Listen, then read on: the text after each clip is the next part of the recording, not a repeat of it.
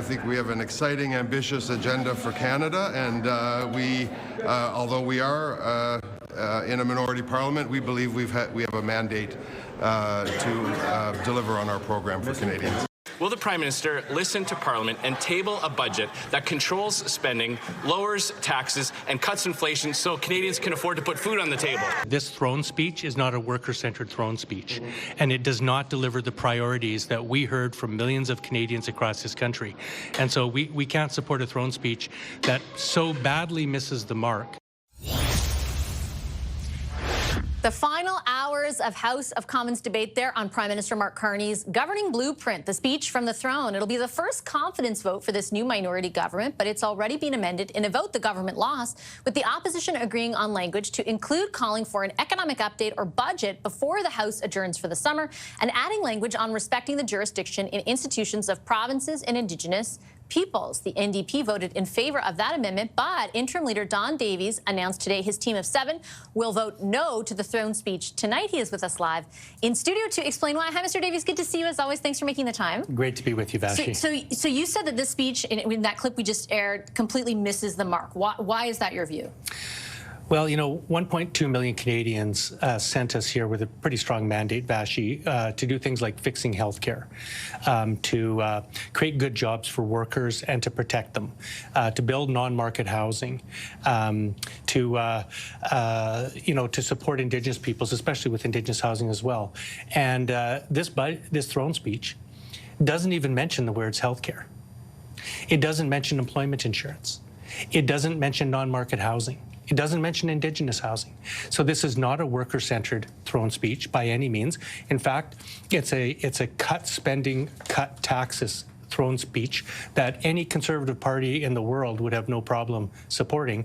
And so for that reason, New Democrats can't support it. I looked through the document to see if it said anything about health care. It did not. But the government and the Prime Minister during the campaign did promise to maintain and not cut health care transfers to provinces. It does talk about housing, though. It does talk about, for example, creating Build Canada homes. It talks about investing in new affordable housing, kind of expanding on or maybe rather emphasizing the kinds of promises that were made during the campaign. So it does talk about that. Why is that not satisfactory?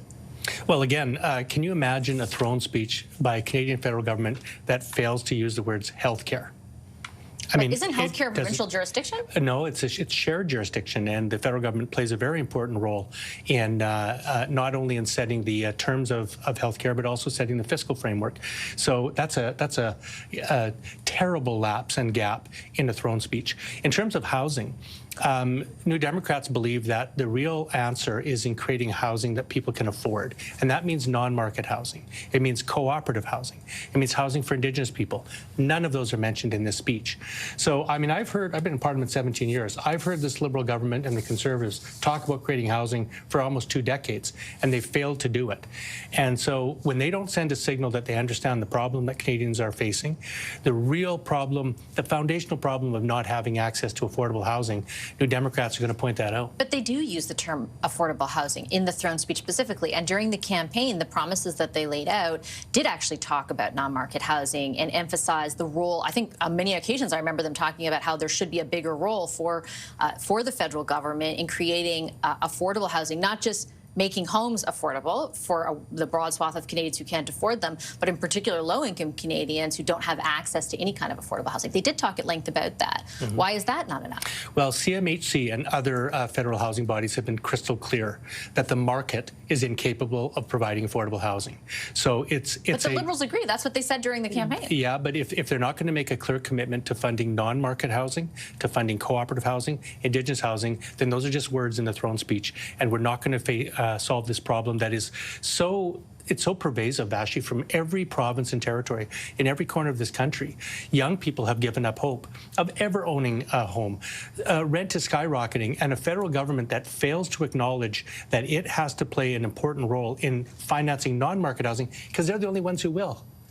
Right? So by not mentioning non-market housing, this is a clear signal that this government is not intending to invest the money that's needed. The other thing I should point out is this throne speech sets the stage for $28 billion in federal spending cuts. They also talk about keeping spending under 2% and capping the public service. So this is sending a clear message that there is no extra money by this federal government to invest in the things that Canadians need, like an expanded healthcare system, like more non-market housing, like protections for workers. It's just not in the throne speech, and so that's why we're voting against it. But I mean, to be fair, there are many more millions of Canadians who voted in the aggregate for the Conservatives and the Liberals. And the Parliamentary Budget Officer today laid out a path that shows, with the current trajectory and promises around spending, with revenues where they are, in a couple of years, we're looking at a situation where just solely servicing the debt in this country is going to be more than the transfers to provinces for health care. That is money that could be going to other things, but is servicing the debt now because of decisions that this Liberal government made over the last number of years, a government that your party explicitly kept in power. Like, doesn't it make sense for the government now to be looking at, hey, this is not sustainable?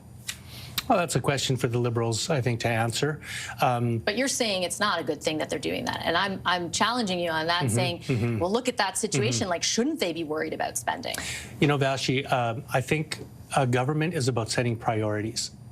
And the priorities that are set forth in this throne speech are not the priorities of working people in this country. And Mr. Carney decided to take a conservative light approach, this throne speech. And as I've said before, this is a throne speech that any conservative government could have written. You know, cut spending, cut taxes. We think it's time to invest in Canadians. For instance, having a resilient, healthy economy, I think, requires a healthy, resilient population. So investing in healthcare is not an expenditure. To me, it's part of building the kind of Canadian economy that we need and supporting workers in this country that will, I think, lead to a stronger economy in the future. So it's a very different approach to governing that Mr. Carney chose here. We're in a minority parliament. He did not receive a majority mandate. It's incumbent upon a government in a minority to reach across the aisle and to make sure that any throne speech reflects the priorities of all the other parties. He did not do that in this case. And therefore, he did not earn the support of New Democrats. And if Mr. Carney wants the support of New Democrats as Parliament, we're sending a clear message that he better bring in policies that support working people in this country, or he can't count on our support. But this vote essentially could, I mean, if other parties do the same thing, send us back into a federal election. Are you just disappointed that he didn't consult you?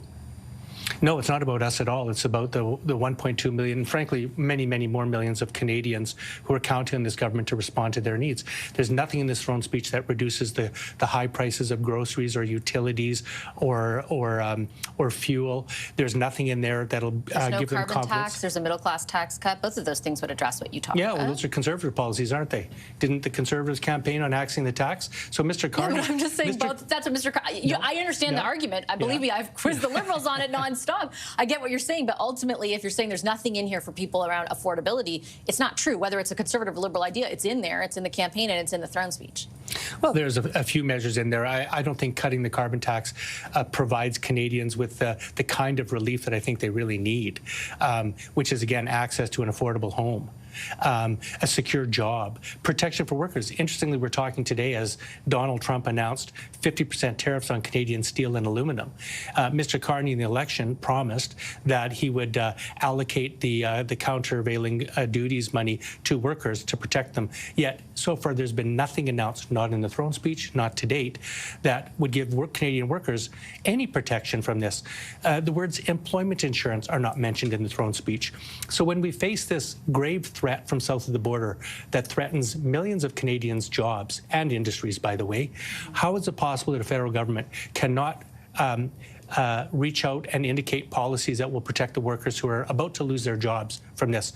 New Democrats are standing up for workers and working families, and we're going to continue to advocate those policies to protect them. Is there not a way, though, like, for you to advocate for that without sending us into another election? Like, do you think an election is best for all the working Canadians that you just detailed are in need? Look, I don't think Canadians want an election at this point. Then why are you casting a vote that could send us to one? We're not. We analyzed the throne speech, and we're looking there to see if it reflects the priorities that were told to us by the millions of Canadians that we represent, which are working families. And look, no government is entitled to votes of opposition parties. You know, no government gets a blank check. The Liberals aren't entitled to the opposition votes. They have to earn them. And we're sending a clear message to the Liberals that if they want New Democrat support, then they have to bring in policies that will help working people and working families in this country, and then they'll get our support. Okay, I'm going to leave it on that note. Mr. Davies, thanks for coming in. I appreciate it. Nice to see you as always. Thank you, Vashi. Don Davies is the interim leader of the NDP.